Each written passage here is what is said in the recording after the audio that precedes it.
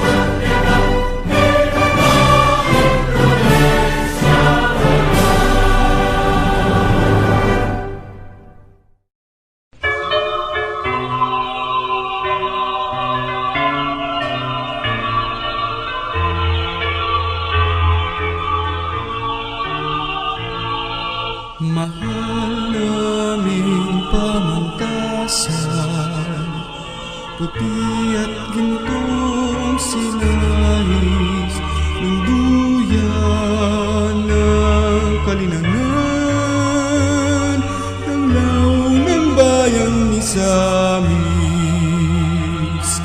imulat ang sambayanan, umunlad sa karunungan, ang layunin mong marangal, pamantasan naming mahal. Mahal naming pamantasan, puti at gintong silahis, yung duyan ng kalinangan, tanglaw ng bayang Misamis, batang sambayanan,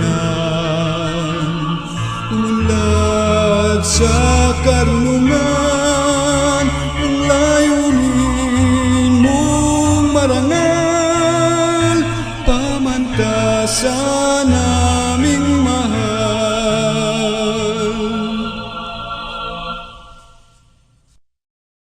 Distinguished guest from the Faculty of Psychology, Universitas Persada, Indonesia, our chair of the BS Bachelor of Science in Social Work program, and also the faculty members, students here, and also from Indonesia, a pleasant morning.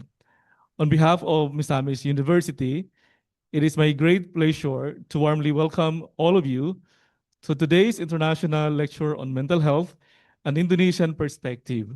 We are truly honored to host this meaningful academic engagement that brings together our shared commitment to advancing knowledge, understanding, and compassion to the field of social work.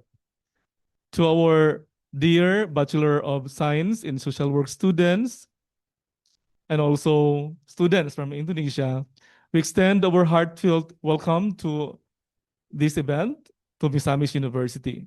Your presence here today reflects the growing spirit of international collaboration and cultural exchange in higher education. It is through opportunities like these that we not only learn from one another's academic insight, but also deepen our appreciation of diverse perspectives and practices. And from now on, this might be your first lecture with our partners abroad, and there might be more to come for you. A series of lectures dedicated to your field. Mental health today is a vital area of concern across the globe because it affects also our physical welfare, and we may not able to give a right decision in your life, and particularly for a social workers whom you will be social workers soon, will be facing clients or people or individuals facing challenges with horrible conditions or a trauma. And you're exposed to real life cases where people also are emotionally heavy. So we need to have or develop a genuine empathy to another, and you can practice properly your profession. So the mental health lecture as a start of our engagement with our partners will give you insights, which is not the normal one because this is from our partners and it is an international perspectives that we will hear from them and will add more knowledge to you and broaden your insight as well. That makes you prepare in your future career. So we hope that this session will not only broaden your academic knowledge, but also inspire meaningful reflections and also active engagement and stronger commitment to promoting mental well-being in your respective communities. Once again, welcome to Misamis University. May this lecture be fruitful, insightful, and inspiring for everyone. And thank you and good morning.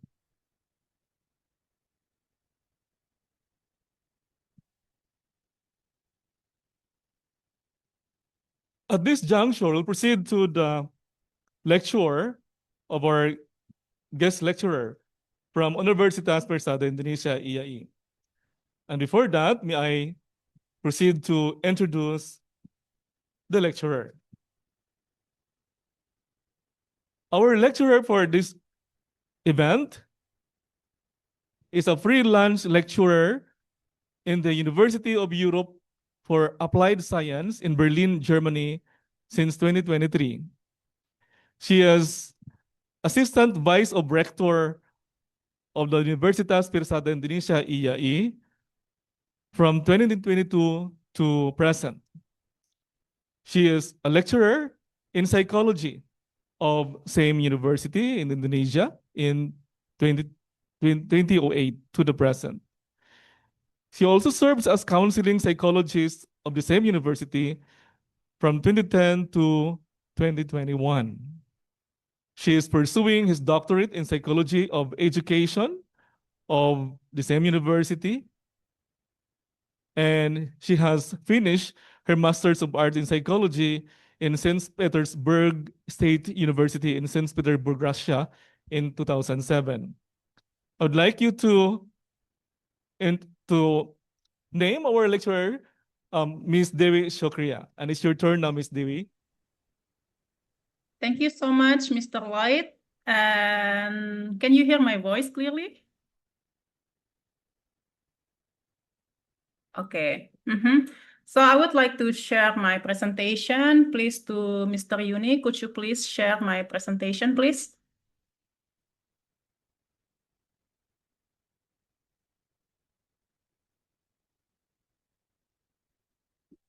Okay, so good morning, everyone.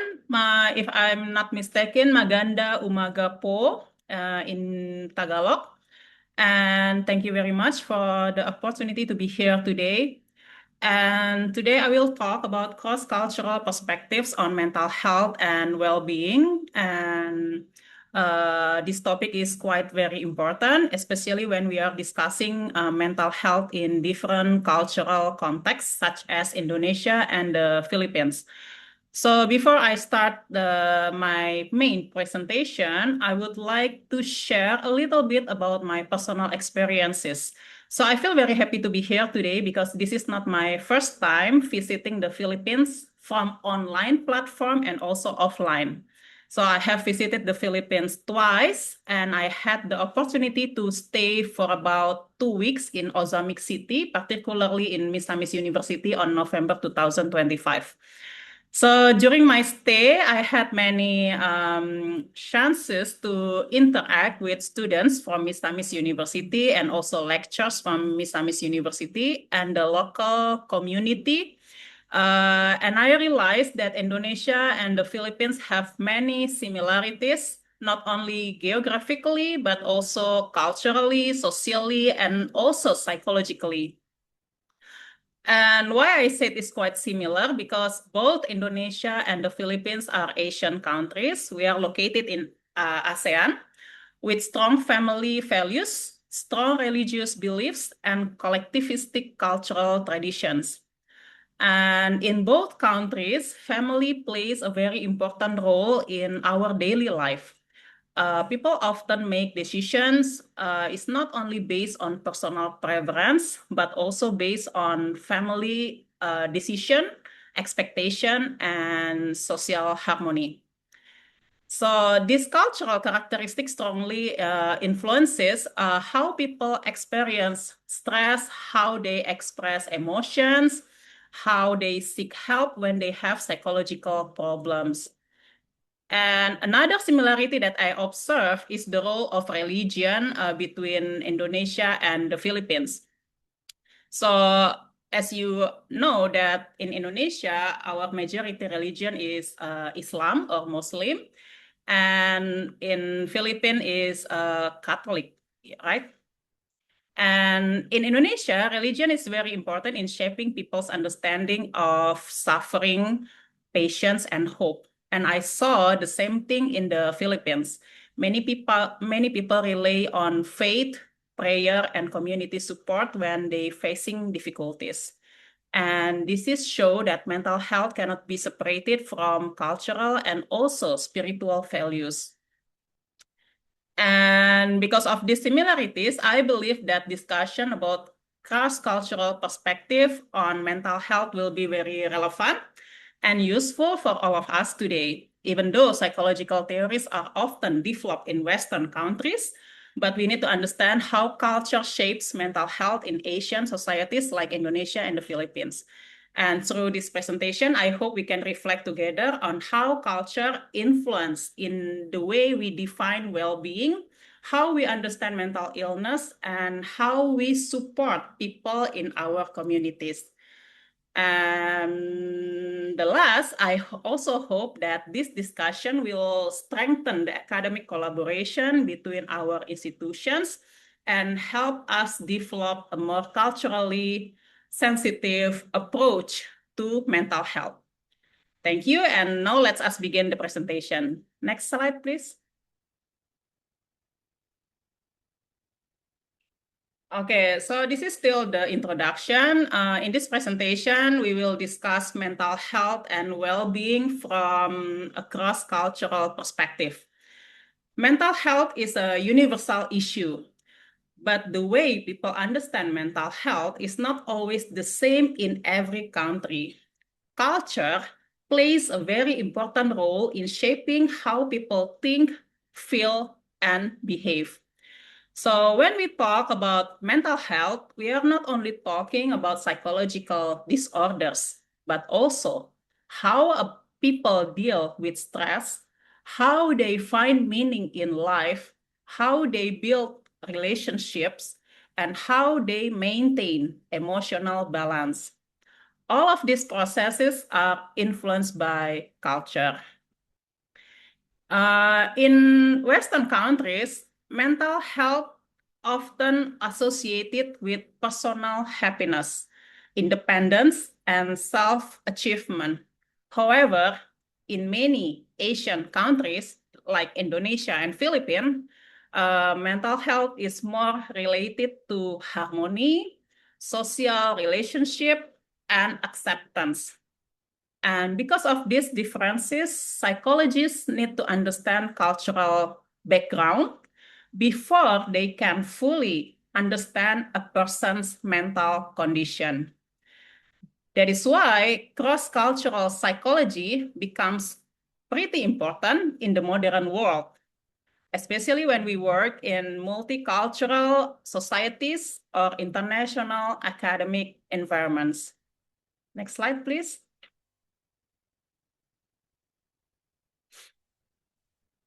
Okay, so what is the definition of mental health?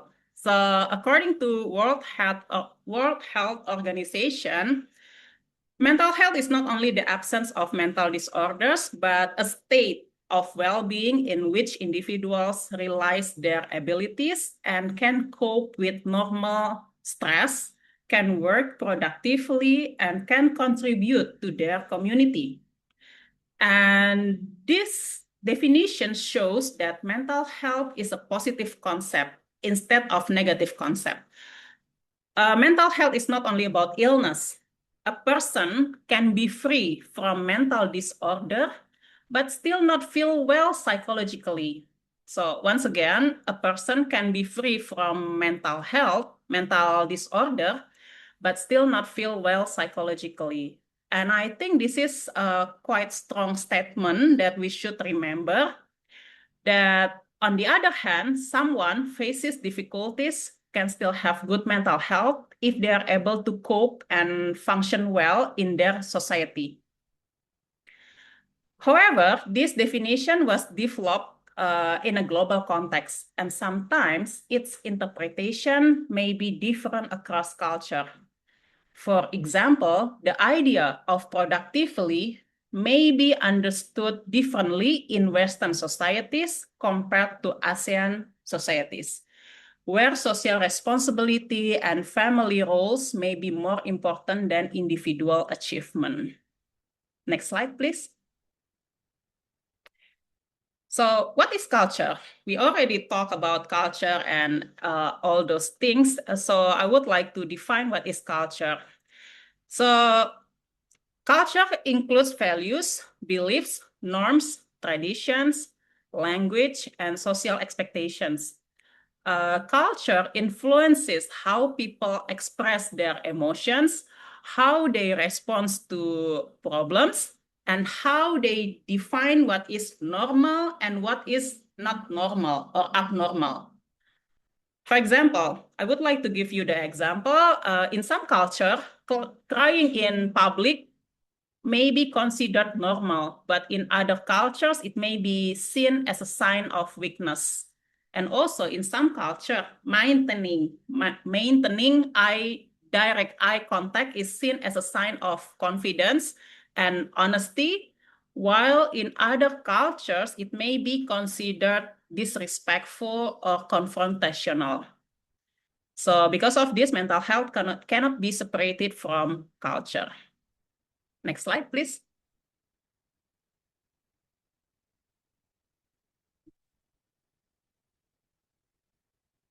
So cross-cultural psychology is a field that studies how cultural factors influence human behavior. Cross-cultural psychology tries to answer questions such as, are mental disorders the same everywhere? Do all people experience emotions in the same way? Are psychological treatments effective in every culture? And all those questions.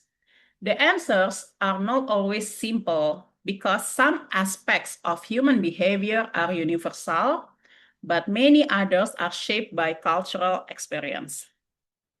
Next slide, please.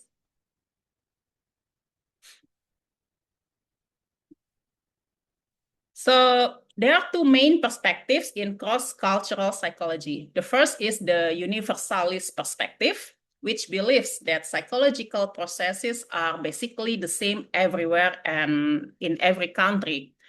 According to this view, mental disorders such as depression or anxiety exist in all cultures. And the second is the relativist perspective, which believes that psychological experiences are strongly influenced by culture. According to this view, what is considered a disorder in one culture might not be seen as a disorder in another culture. For example, spirit possession versus mental disorder. In Indonesia, in some parts of Indonesia, experiences like trance or spirit possession are often understood within a cultural or religious framework. For example, during traditional rituals. So these experiences may be seen as meaningful or even respected. However, in many Western contexts, similar symptoms such as hearing voices or losing controls of one's body might be diagnosed as a disorder like schizophrenia or dissociative disorders. So in reality, most psychologists today accept a middle position. Some aspects of mental health are universal, but the way symptoms appear, the way people explain them, and the way people seeking help are influenced by culture. Next slide, please.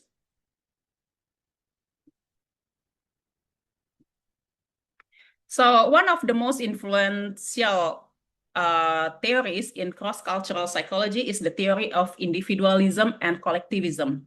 So individualistic cultures such as European country or United States emphasize personal freedom, independence, and self-expressions. And in collectivistic cultures, let me say such as in Indonesia and also the Philippines, emphasize family, social harmony, and group responsibility. So in collectivistic cultures, people often think how their actions affect others. Because of this, mental health is closely related to social relationships. A person may feel stressed not only because of personal problems, but also because of family expectation or social pressure in their environment. Next slide, please.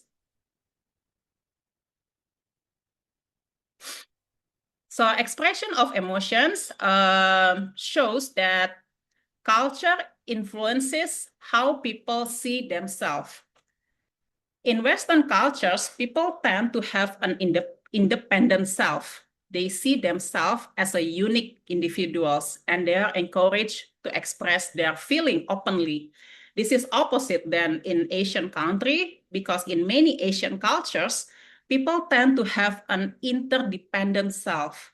They see themselves as part of a group and emotional control is often valued more than emotional expressions. And because of this, people from different cultures may show stress or sadness in different ways. Next slide, please. So culture and depression. It shows that depression does not always look the same in every culture. Once again, in Western countries, depression is often described with emotional symptoms such as sadness, guilt, hopelessness, useless, feel useless, and etc.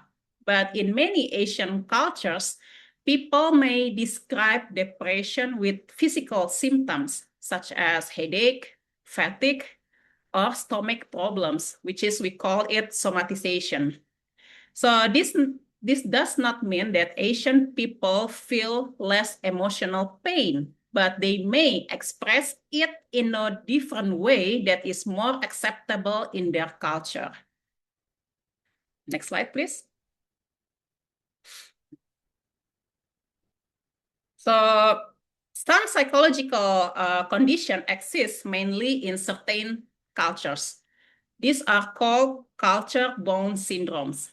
Examples include amok in Southeast Asia and hikikomori in Japan. Amok or amok in Indonesian language is a condition historically reported in countries like Malaysia and Indonesia with the symptoms that a person who experiences amok may suddenly enter a state of uncontrolled rage, often attacking people or objects, sometimes followed by exhaustions, memory loss, or even death. So if we see from the point of view from cultural context regarding about this amok, in traditional Southeast Asian societies, people are often expected to suppress anger and maintain social harmony. When emotions are repressed too much and over time, they may eventually erupt in an extreme and explosive way. But if we see this amok phenomena regarding about psychological interpretation, modern psychology sometimes links amok to dissociative episodes, severe stress, or underlying mental health conditions. But the expression is shaped by cultural norms about emotional control. And I also give you another example is hikikomori. This is a term from Japan, which refers to individuals and normally often young people who withdraw completely from social life, staying at home for months or even years, avoiding schools, work, and relationship. So based on cultural context, in Japan, there is strong pressure to succeed academically and socially and to conform to societal expectations. Failure or inability to meet these expectations can lead to shame and withdrawal. And according to psychological interpretation, hikikomori is associated with social anxiety, depression, and avoidance behavior. So from all those examples, these conditions show that culture influences how distress is experienced and expressed. Understanding cultural bound syndromes helps psychologists avoid misunderstanding patients from different cultural backgrounds. Next slide, please. So religion and mental health. As I already mentioned before, that Indonesia and Philippines is quite similar to each other, especially about religion, even though our religion majority is Muslim and in Philippines is Catholic, but somehow religion plays a very important role in mental health in many Asian societies. So religious coping can help people deal with stress, loss, and uncertainty. In Indonesia and the Philippines, religion often provides meaning, hope, and emotional support. People may pray, join religious communities, or seek advice from religious leaders. So because of this, mental health professionals need to respect spiritual beliefs when helping clients. Next slide, please. So now we will talking about stigma across cultures. Stigma toward mental illness still exists in many cultures, particularly in collectivistic societies where maintaining social harmony and family reputation is highly valued. Individuals may worry about how they are perceived by others. They're also afraid about social judgment or be seen as weak if they express psychological distress. As a result, many people choose to hide their struggles rather than seek professional help even when they need it. So this issue is also evident in Indonesia, where stigma surrounding mental health remains relatively strong, especially in small city. In some communities, visiting a psychologist or visiting a counselor is still associated with being crazy or having a severe and irreversible mental disorder. Such perceptions create significant barriers of seeking help behavior. So, as individuals may fear being labeled negatively or bringing shame to their family. Consequently, mental health problems are often left unaddressed, which can worsen in an individual's psychological condition over time. So reducing stigma is one of the biggest challenges in mental health promotion, both in Indonesia and also in the Philippines. Next slide, please.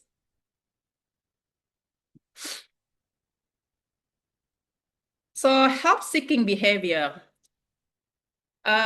In Western cultures, people often seek help from psychologists or psychiatrists whenever they already start to feel unwell with their mental health.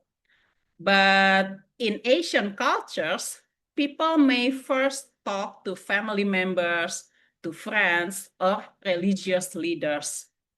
In Indonesia and the Philippines, community support is very strong, but sometimes professional help is used only when problems already become very serious and it's already too late to make treatment for people who have serious mental illness.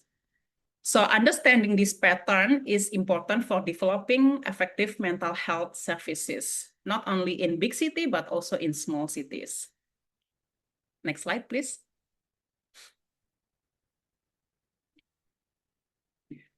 So Western bias in psychology. So many psychological theories were developed in Western countries, argue that psychology should not assume that Western ideas apply to everyone. Different cultures may have different ways of understanding the mind, emotions, and well-being. So because of this, psychology needs to become more culturally inclusive, or we call it indigenous psychology. Next slide, please.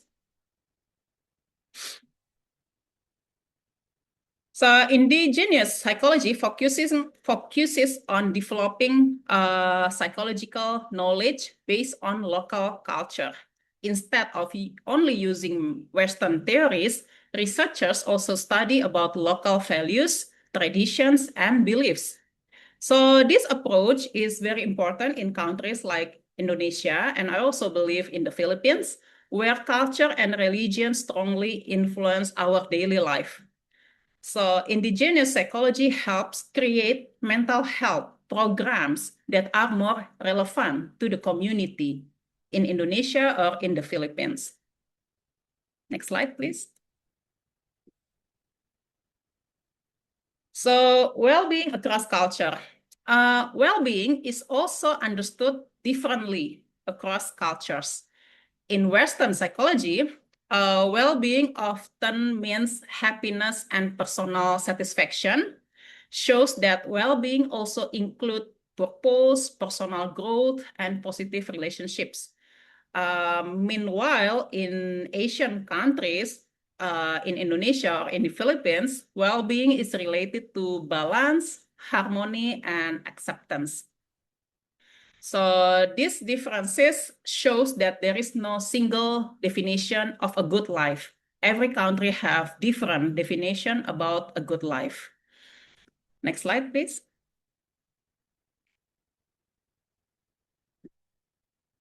Family and mental health.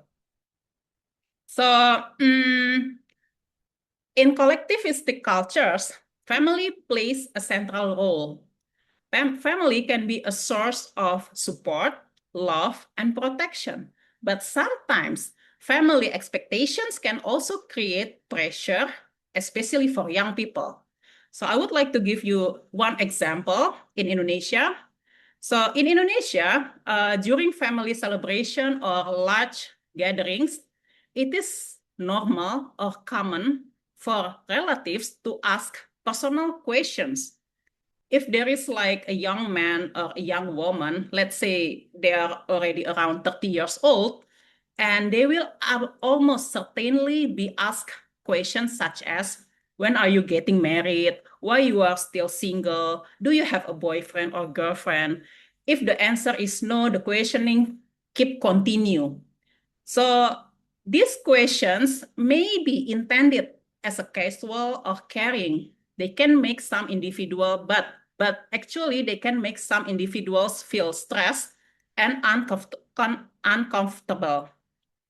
As a result, they may begin to avoid family gatherings altogether, which can negatively affect their mental well-being.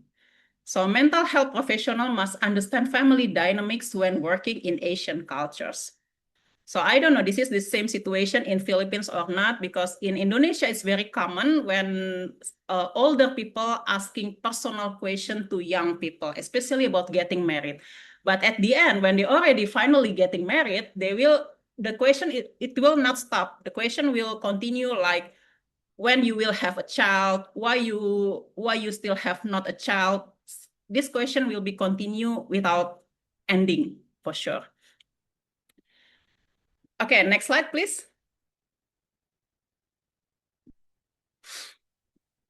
So not only family who can create mental health, but also social media and modern culture.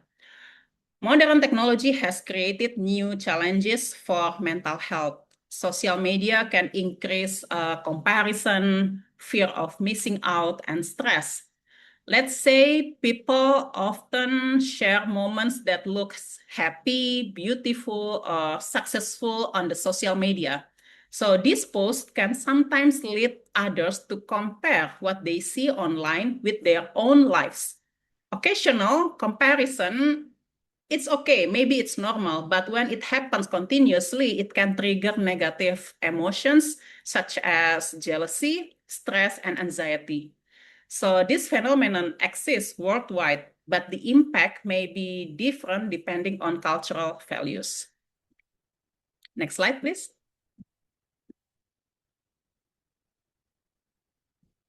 So what we can do about these problems? So we should have like cross-cultural counseling.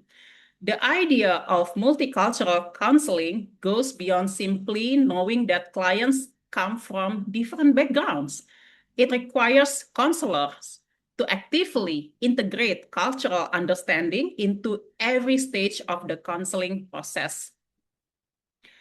And cultural sensitivity means that counselors are aware that each client's thoughts, emotions, and behaviors are shaped by their cultural context.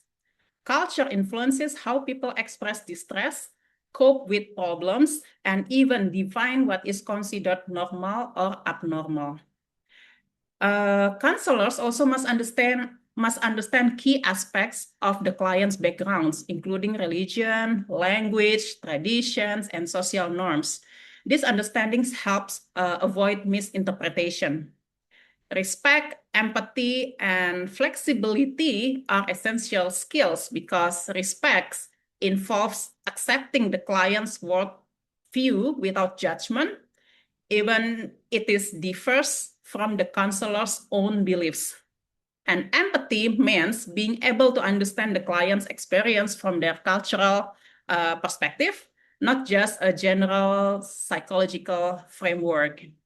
And flexibility requires adapting counseling techniques. A method that works well in one culture may not be effective in another cultures. So finally, the goal of multicultural counseling is to create a safe and inclusive environment where clients feel understood and respected. When clients feel culturally validated, they are more likely to open up, engage in the counseling process, and get the benefit from it. Next slide, please.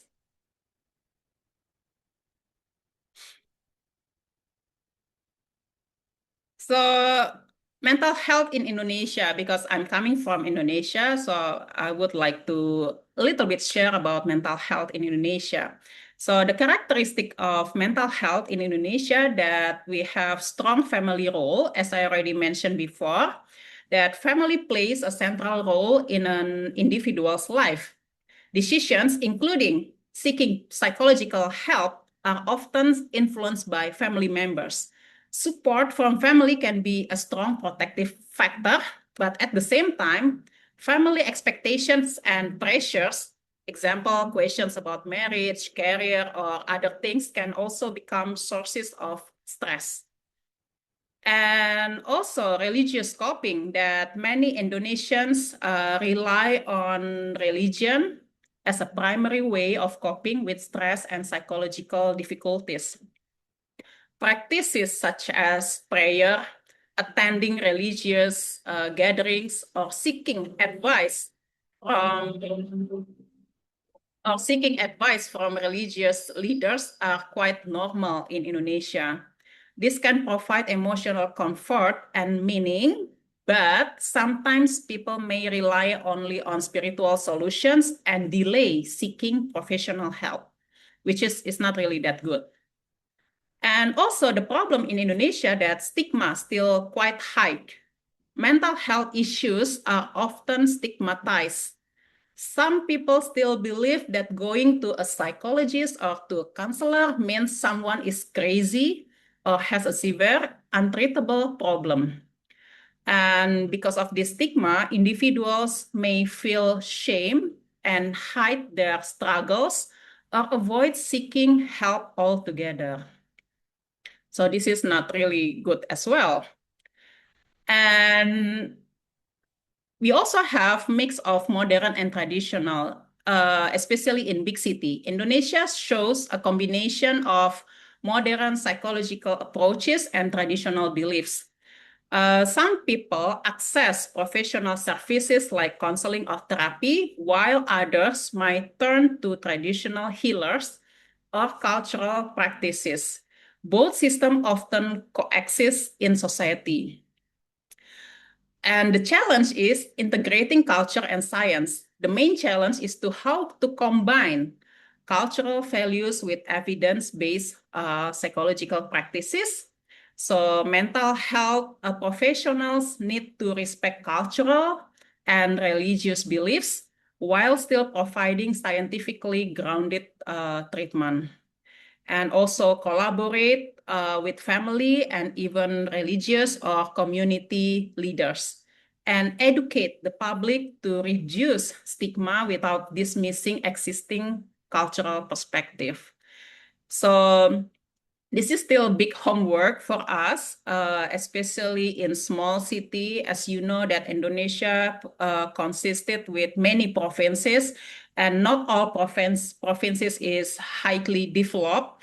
Only in some big cities that we are quite concerned about mental health, but in some small cities or small provinces, they are not really care about mental health. So the goal is not to replace culture with science, but to integrate both. So mental health services become more acceptable, accessible, and effective for the community. Next slide, please.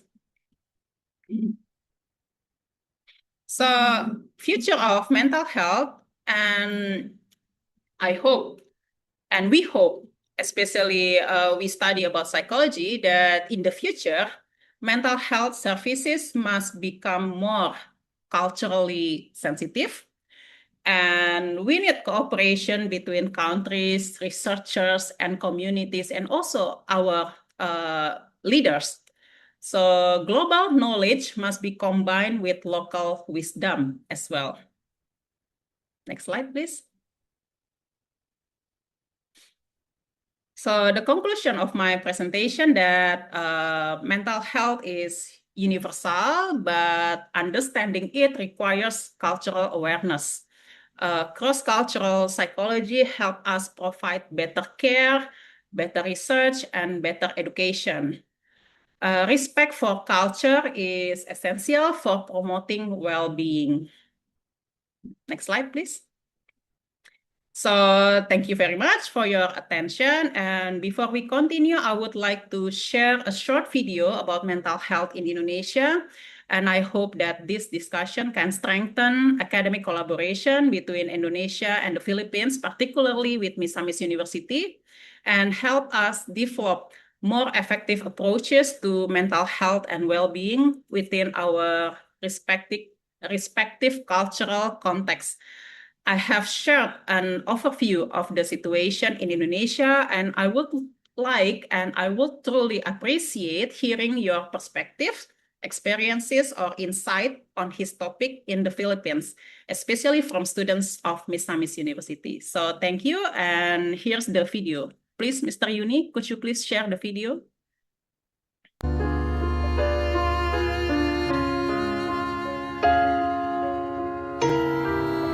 Banyak yang bilang hidup itu adil. Saya tidak setuju. Diasingkan, diacuhkan, bahkan dibuang. Dunia begitu kejam. Saya teringat saat itu tiba-tiba badan saya terasa kaku. Keringat dingin, dada terasa sesak. Saya tidak tahu harus bagaimana lagi. Saya malah diruqyah. Kecemasan saya kambuh. Saya mual. Bahkan nangis sejadi-jadinya. Katanya bagus. Katanya ujinya keluar.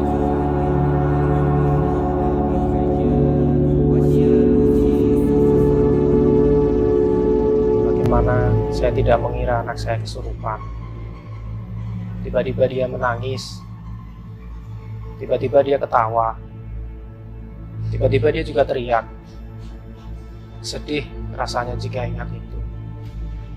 Ya, siapa yang menyangka anaknya akan seperti ini. Tentu dengan berat hati saya harus mengurungnya. Saya pun tidak tahu apa yang saya lakukan itu benar atau salah. Karena saya harus terus bekerja untuk menghidupi anak saya maupun saya sendiri. Masalah kesehatan jiwa seringkali kurang dikenali keberadaannya, dan pada beberapa kasus dianggap sebagai tabu, hal yang memalukan dan perlu disembunyikan, sehingga seringkali membuat akses penderitanya untuk layanan kesehatan menjadi terhambat. Beberapa cara yang dapat kita lakukan untuk lebih dini mengenali masalah kesehatan jiwa adalah dengan mengakses media sosial, banyak informasi di sana, pastikan medianya terpercaya, menjalani screening. Ada beberapa screening untuk masalah kesehatan jiwa yang tersedia juga di media sosial. Apabila kita menduga diri kita mengalami masalah kesehatan jiwa, kita bisa mencari dukungan yang biasa kita lakukan. Kita juga dapat mengakses layanan medis apabila strategi yang biasa kita lakukan kurang berfungsi.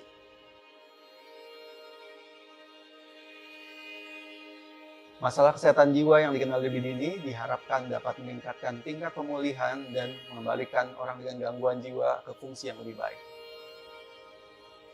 Sekarang sudah banyak orang yang peduli dengan kesehatan mental. Tidak mudah percaya stigma. Disitulah saya menemukan support system saya. Alhamdulillah, sekarang anak saya lebih membaik. Bahkan saya belum pernah melihat anak saya seceria ini. Ternyata dunia tidak sekejam itu. Dan ternyata saya pun tidak sendirian. Ya, hidup itu adil. Tergantung bagaimana kita melihatnya.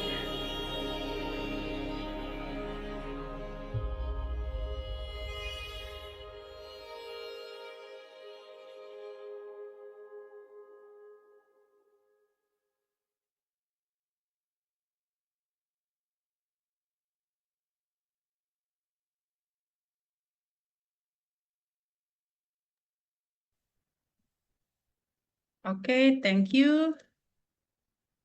And I will give back the floor to Mr. Lloyd. Thank you very much, Ms. Dewi Sokria, for the very meaningful presentation. You brought us a broad scope of psychology, actually, and then discussion on mental health. So to add it, so you can get connected also with our focus now in mental health. The scope is actually connecting us to other parts of the world, how they also treat, how they also care people according to the way they live. So we heard about Western psychology or Western approach on mental health, and then also Asian, and there are some also about Eastern culture. So hoping you can also apply it to yourself from cross psychology to indigenous psychology, because the indigenous psychology is hearing on based on the local culture, because you are the one to really approach and deal with people with different culture and backgrounds. So it's really connected, not the way you will practice your career soon. So this time to move forward, we'll proceed with we'll open the floor for the question and answer portion. So participants who wish to ask questions, we can get here in front, and you can state your question.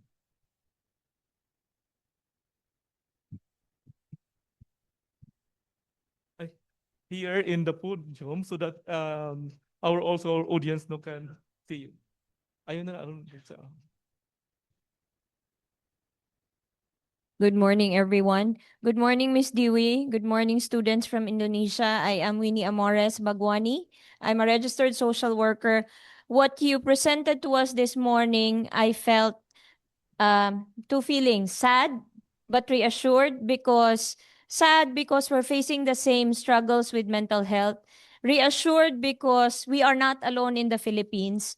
But I'd like to share the perspective that mental health in the Philippines has an economic perspective. I'm not sure how it is with Indonesia, but in the Philippines, aside from mental resources being expensive, they're also limited. In Region 10, where we are, it's composed of 5 provinces. In these 5 provinces, there are only about 11 to 15 psychiatrists. So there's a very big gap in the mental health service that we provide. In the Philippines, we have a mental health law. We consider this a landmark law because I think it's the first in the country, and I think all over Asia, probably.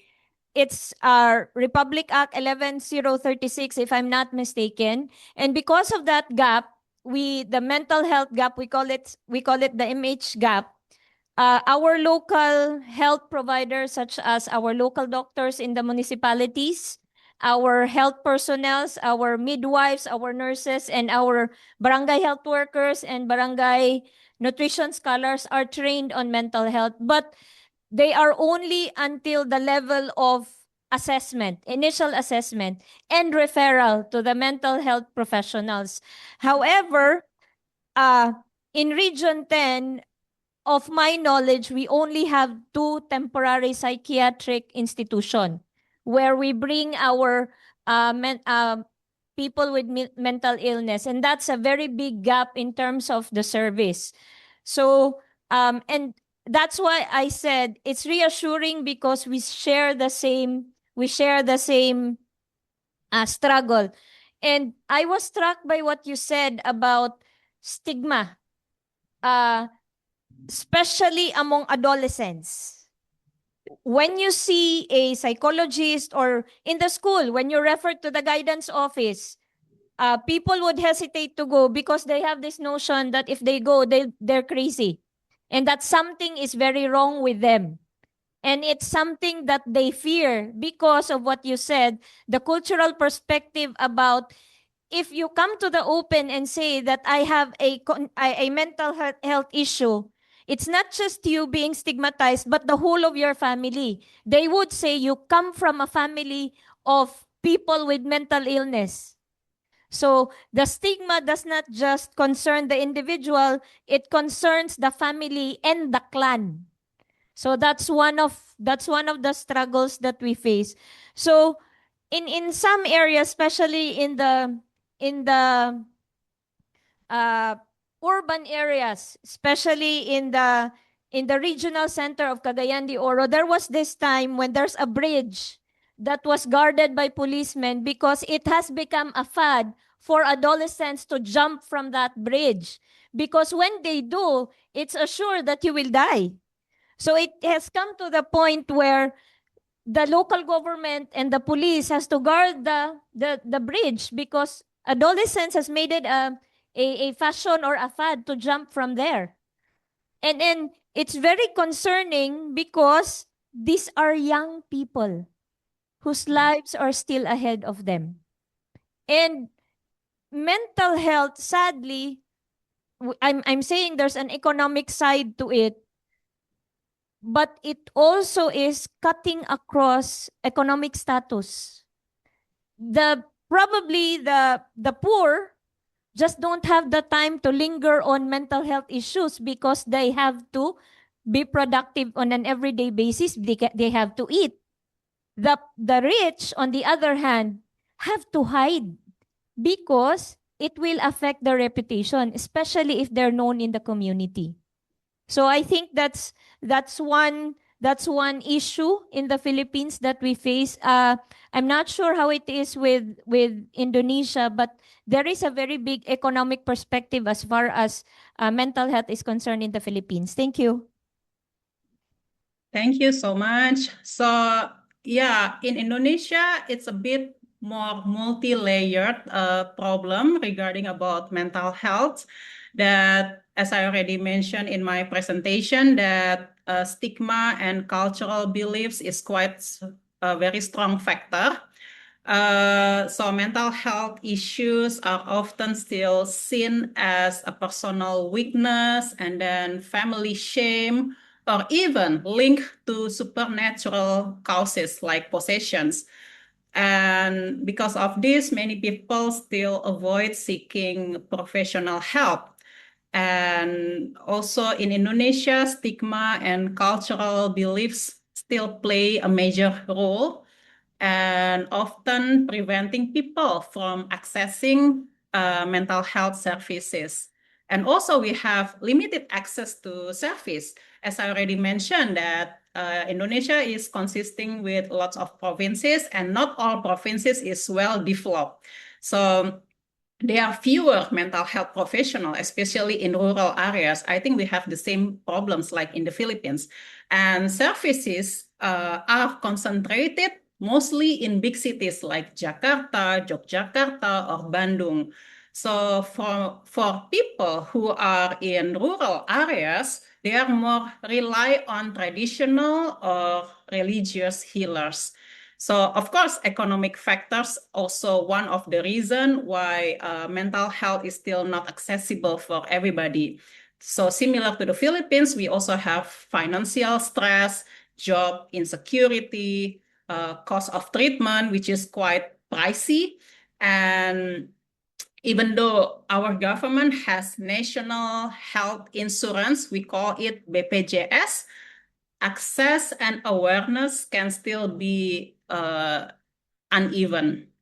And yeah, family and also social expectation is quite one of the factor as well. So we have pressure to meet with family expectations, emotional struggles. So that's why emotional struggles are often kept private. So people may prioritize family reputation over personal mental health. So yeah, I think we have the same situation like in the Philippines, even though we have quite lots of numbers of psychologists, but people who go to psychologists is not really that much because of that stigma. Thank you so much for sharing the situation in the Philippines. You, Ma'am Bagwani. So, for our students, kindly go to the front and also raise your questions.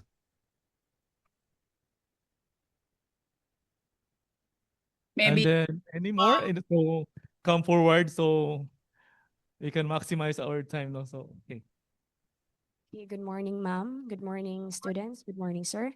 My question, ma'am, is as a health professional worker, what advices you can give to us students on how we'll be able to help and address someone's issue or mental issue or about their help and address someone's problem about their mental health issue when they are in denial of having such mental issue and disagree to seek help. And also they think they already crazy or something, but in fact, one of the symptoms are seen already. okay. So what I can do as a professional workers about mental health and whenever I have a client that maybe denial about their mental health, that first of all, this is very realistic and important questions because people are different and not all people they are willing to go to psychologists. So first of all, that we can do when a client is in a denial about their mental health, it is important not to confront them directly or force acceptance. Instead, as a health professionals, we should build trust, listen actively, and validate their experience without labeling them. So we cannot really judge them immediately that they have this illness or that illness. So we can start by focusing on their symptoms, such as stress, sleep problems, or whatever, rather than using mental health terms that may carry stigma. So we can introduce the idea of mental well-being in a way that feels safe and acceptable to them. So cultural sensitivity is also essential, especially in contexts like in Indonesia, where stigma is still strong. So using language that aligns with the client's beliefs and involving family support when appropriate can help increase acceptance and engagement in care. Of course, this kind of treatment is not only one-time show, it's not only one-time counseling. It will need more time to build trust between us and the clients. So yeah, the conclusion of my answer is don't confront. So we must build trust first and then focus on symptoms, not labeling, and use culturally sensitive language instead of terminology language, and encourage gradual awareness and involve support system if appropriate. We can involve family, friends, or even their society. Yeah, I think that's my answer. I hope it's answered your questions. Okay, thank you, ma'am. Thank you, sir. Okay, so another questions? Maybe for my students? Yes, it's your turn now. Don't be shy.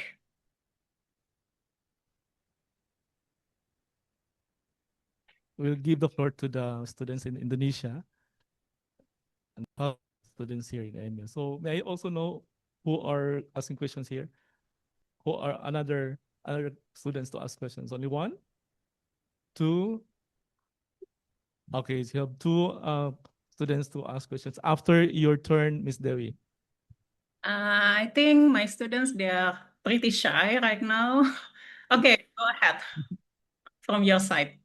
I have a question first for the students, Ms. Oh, Devi. So, do you okay. have a government report with regards to the number of cases surveyed officially by the government in relation to the problem of mental health or any related problems to mental health?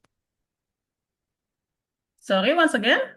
Do you have government report Mhm. with regards to the cases of people suffering from mental health or any other related cases related to mental health? So we celebrated every year Mental Health Day on April 7, but it's not really that big event if compared with another event in Indonesia. And unfortunately, our government not really still 100% focused about mental health. They are much more focused about physical health. So that's why, as I already mentioned before, that in Indonesia, we still have lots of stigma about mental health. And it's not really, we still think, and governments still think that mental health is not really that important if compared with another illness. So I cannot say that there is a report from our government regarding about mental health. I don't know, in Philippines, is it the same situation or not? I think Ma'am Bagwani has mentioned earlier with regards to the work of the social workers in the local areas where they conducted assessment, but only up to the assessment conducted or was there on only, and there's no. I think she said that there's no further actions or further actions in regards to after the assessment. Yeah. Mhm. But I think, in my opinion, we need to assess as to how many people were suffering with this kind of problem so that we can respond accordingly. So if we just see that it's just not really too much, no people say that's not really concerned, no, to the community or to the government or to the social worker. So assessment reports should be very high in integrity and can be trusted, and it should be accurate so that proper actions can be made to the concerned group or authority. Yeah. Okay, so in my opinion that not all people in Indonesia, we are willing to have all the process through the counseling, because as I already mentioned before, that the counseling maybe is not only for one time counseling, but it can be many times counseling, and it will take a lot of money and also lots of times and energy. So in this case, that even though we make the treatment or assessment to the clients, but it needs more further process afterwards. And the problem is in Indonesia, as I mentioned before, that people not really aware about mental health, and also they don't really think that they really think that if we go to psychologists or to psychiatrists, it means that we are crazy and helpless and we are useless. So that's why treatment or assessment is necessary, but afterwards it still needed more further counselings to handle the client's illness. So we'll give now to our students to ask question. How many? 2 students? Okay, come forward, Andricha.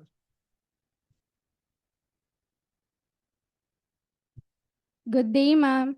I would like to ask, how do you personally take care of your own mental health while helping others? Okay, so how I do have personal care. Hello? Yes, ma'am. How do you personally take care of your own mental health while helping others? Okay, this is very interesting question. So, of course, me as a normal person, I also have thousands of problems on my shoulder, and of course, I cannot really handle all my problems and in the same time also handles another problems. So for me, I always take time whenever, for example, I have very heavy problems, don't want to take another client's problems. I will take times like duration or break before I take care about another problems. That's what I'm doing. So I don't want that whenever I feel sad or I feel stressed and I still must handle another person. It's also not healthy. So what I'm doing, just take a break, and also maybe I take like short holiday or maybe like meditation or doing something which is nice and playful, and then until I feel relaxed and I feel more calm. So on that time, I will be able to handle another problems. That's my questions. Thank you. Thank you, ma'am. Good day, everyone. Good day to you, ma'am. And Okay. I would like to ask, as a working student, what are the healthy ways po to deal with pressure, especially when expectations from school and work become overwhelming po? Okay, so this is a very important questions. So I think, in my opinion, that healthy ways to deal with pressure includes both emotional and practical strategies. First, it is important to manage stress through activities like regular exercise or workout or relaxation techniques, such as deep breathing and maintaining good sleep habits. And also, expressing feelings is essential. So whenever you have problems that you might talking to your friends, family, or even to a professional, which can help reduce emotional burden. And time management is also quite important, in my opinion, as breaking tasks into smaller pieces or smaller steps can make pressure feel more manageable. For example, if you have lots of homework, don't make it in the last minute. So just breaking that homework into smaller steps. And finally, I think maintaining a balanced lifestyle, including your hobbies and social supports, will help and will build resilience over time. So it's all about how you managing yourself to get your physical healthy and also mentally healthy. Okay, thank you, ma'am. Yes, thank you.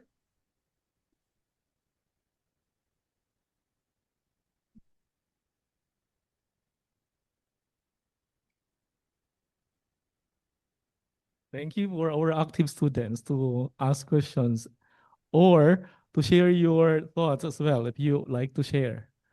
To unburden yourself if you have some heavy loads now, so you can unburden and share. But okay, so is there another questions from the audience here? Okay, so please come forward.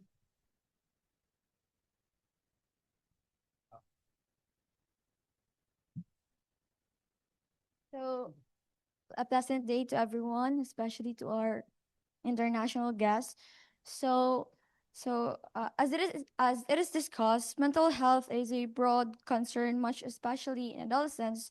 So, mom, I would like to ask, how can an individual establish self-acceptance regarding the mental situation they're dealing with? Okay, how individual have self-acceptance, about mental health. So this is, first of all, they cannot really accept immediately about their mental health, but it's also part of cooperation with family, friends, and society. So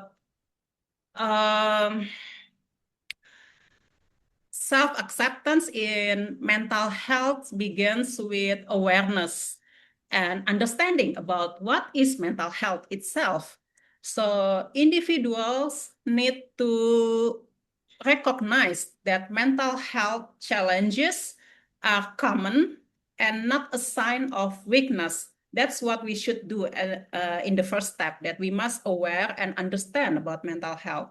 So in this case, education plays a very important role about this mental health.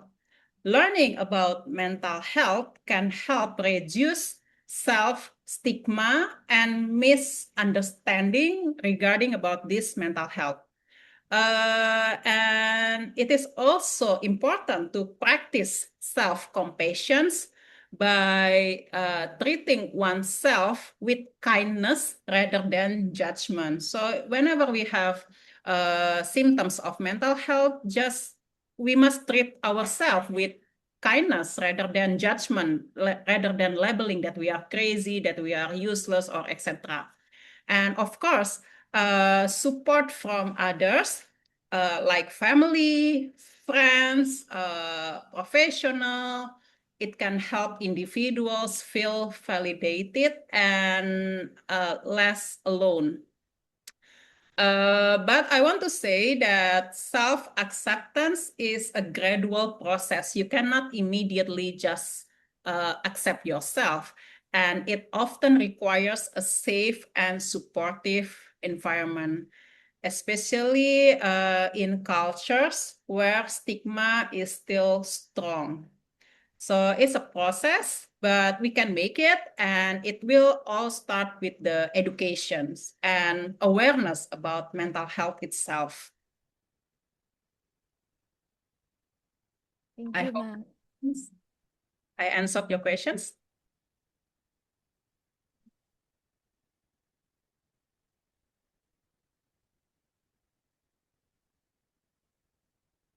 We still welcome the others to ask questions if you still have questions.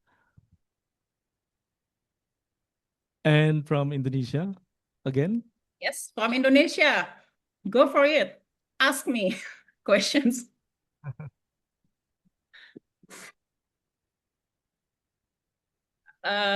Those participants from Indonesia are mainly my students, so I think they are afraid to asking me. But they will asking me directly whenever we will have class. Or maybe they will ask questions to us. Oh yeah, We please, share to them. students, if you have any questions regarding about psychology in Philippines.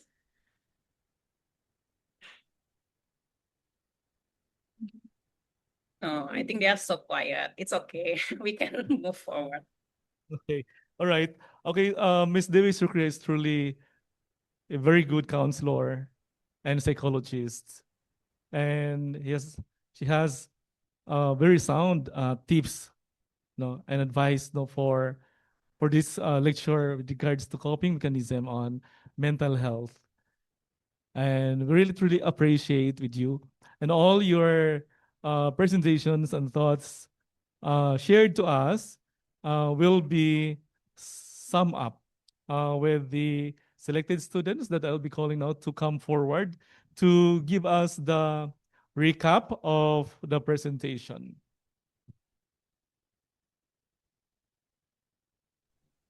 So the summary of the presentation. Yeah, we would like to hear the students' insights, how they received all these lessons today. So kindly state your name.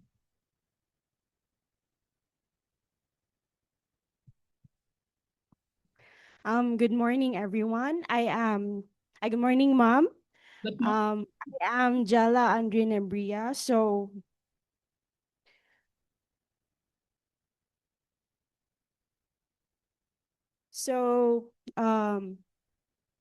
Mental health is important for everyone, but not everyone thinks about it the same way. It really depends on the culture. Like in Western countries, people usually talk about their feelings and go to psychologists if they are stressed.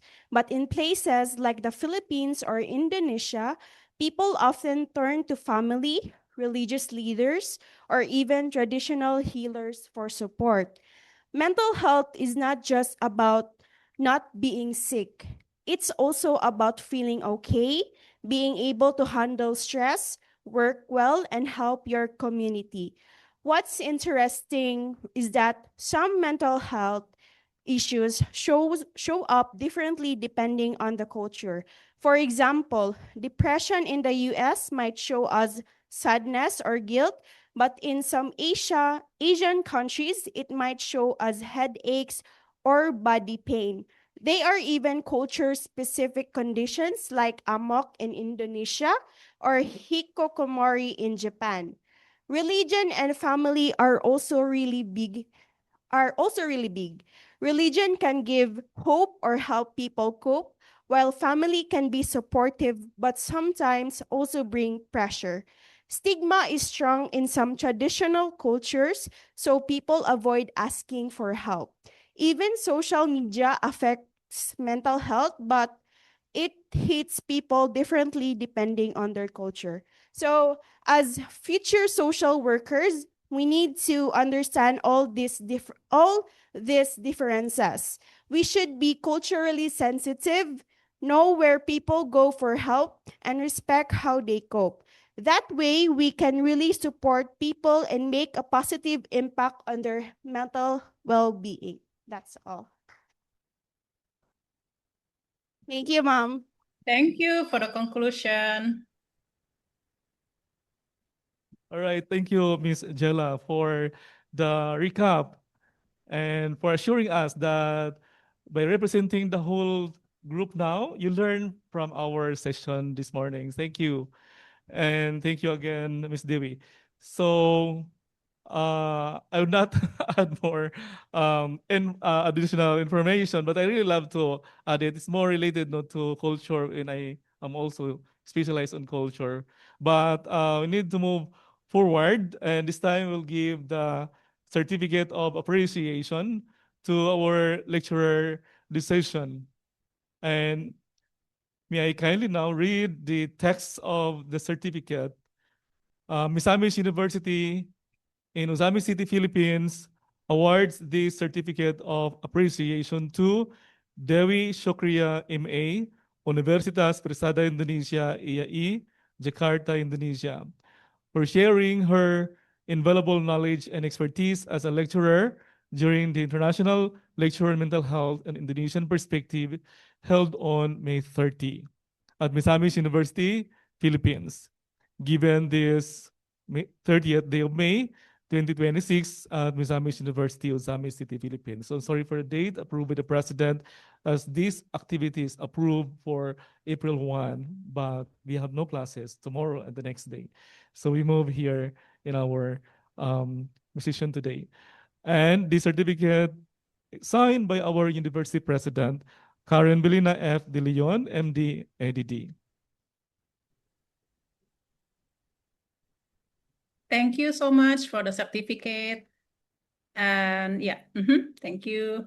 So much, Ms. Davis. So I think there are more times that we will share your knowledge and expertise and technical ability in dealing with people, not only with the social work, but also to psychology and education. So you are so substantial in your knowledge shared to us. Thank you so much, Ms. Dewi. So this time, to formally close our program, may I call on Mrs. Winnie Bagwani, the chair of the BA Social Work Program, to give us the closing remarks.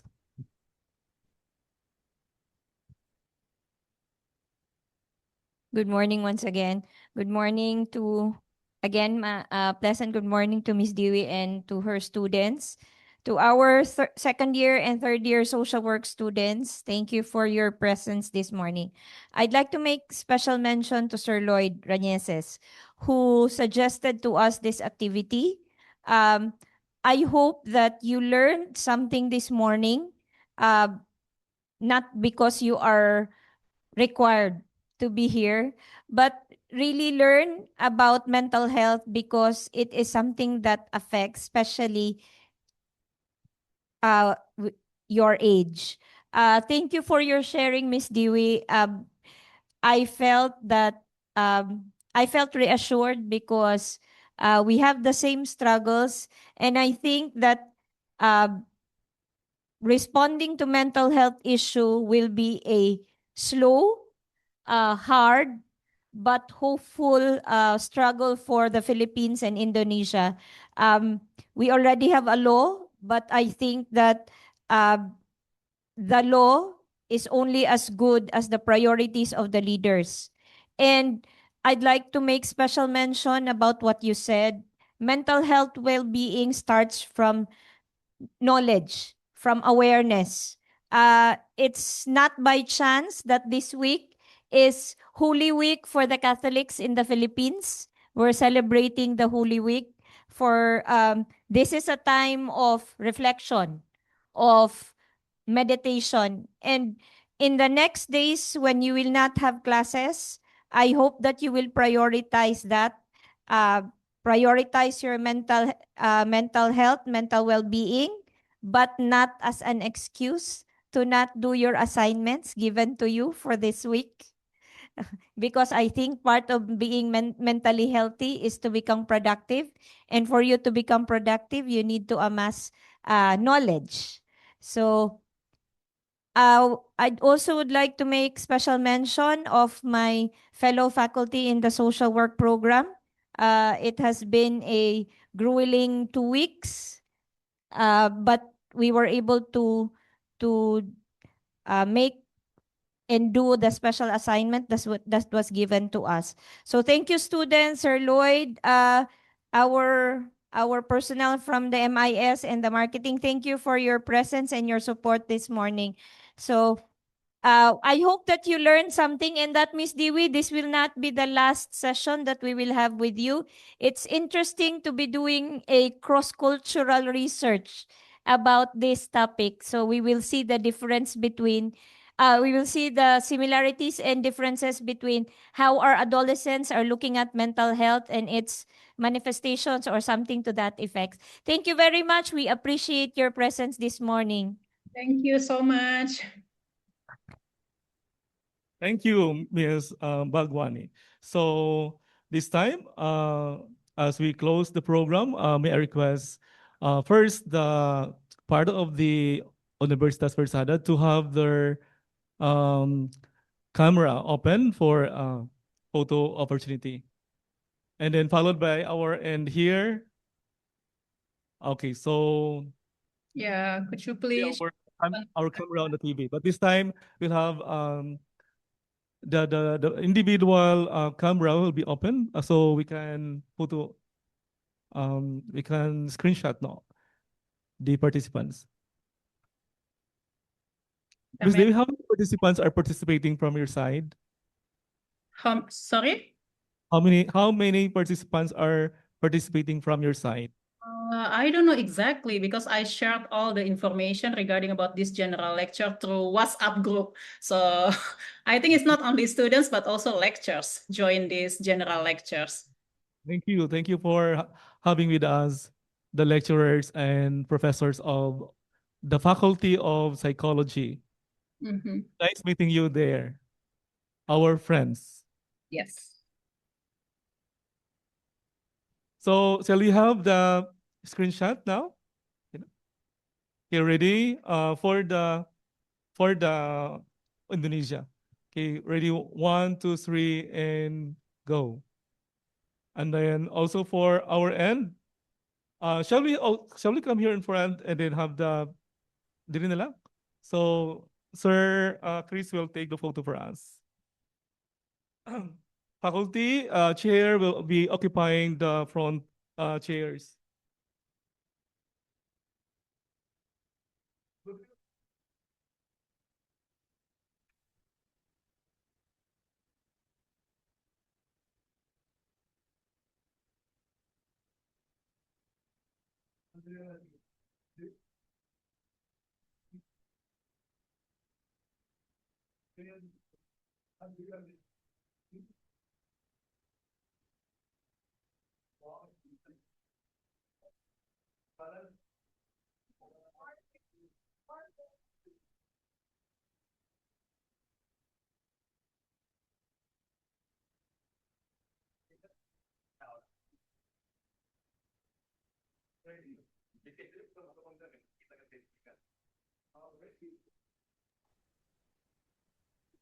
Hi.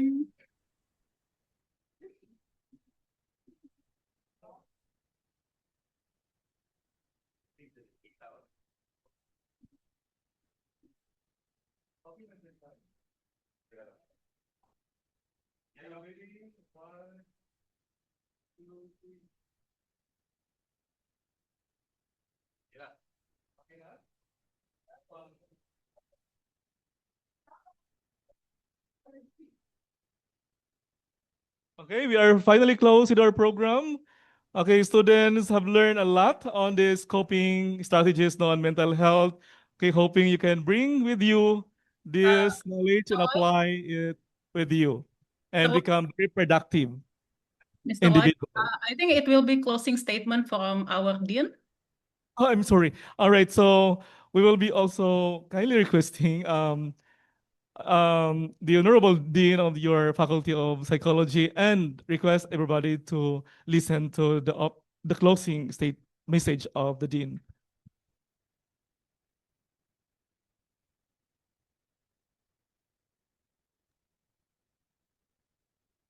Silakan Pak Kuncono.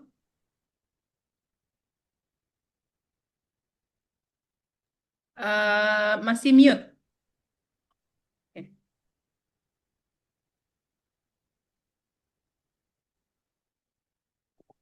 Okay, thank you, Devi. Distinguished guys, respected colleagues, and dear student, on behalf of the Faculty of Psychology, Universitas Persada Indonesia IAI, I would like to express my sincere gratitude to all speaker, organizer, and participant for being part of this meaningful general lecture on cross-culture perspective on mental health and well-being, presented by Ms. Devi Sukriya. Today, discussion has reminded us that mental health is not only a scientific matter, but also a culture one.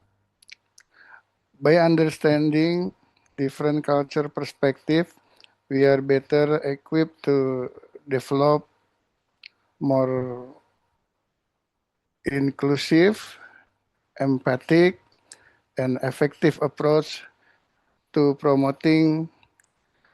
will be promoting well-being in our societies. We truly hope that this general lecture has provided valuable insight and meaningful learning experience for all of you.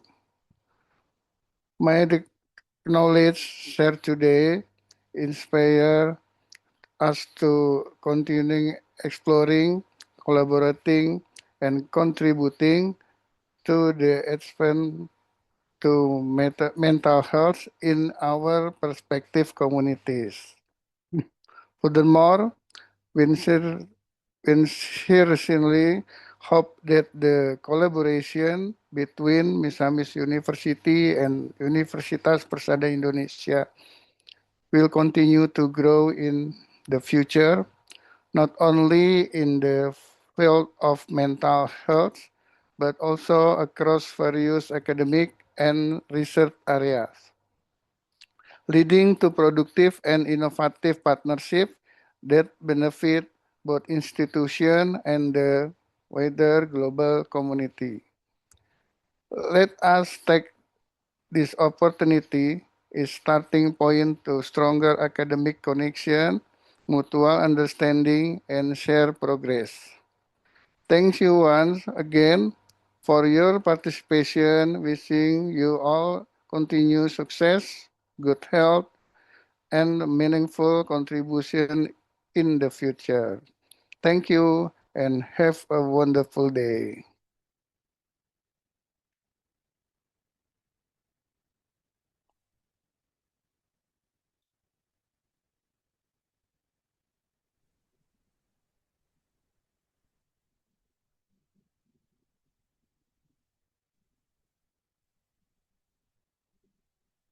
We cannot hear your voice.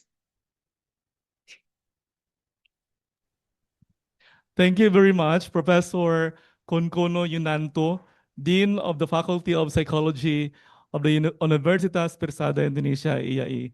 Thank you again to UPIA for this support of our activity. And thank you, Ms. Dewi Sukriya, again, for your wide wisdom you shared to us. And hopefully, students will bring that knowledge and apply it in your career and become productive individuals. Thank you very much. Okay, thank you. Thank you so much. Have a good day. Salamat po. Bye. Salamat po. Salamat pagi. Selamat pagi. Selamat pagi, yes. Selamat pagi. Hi, Menards. I miss you all. Okay, bye.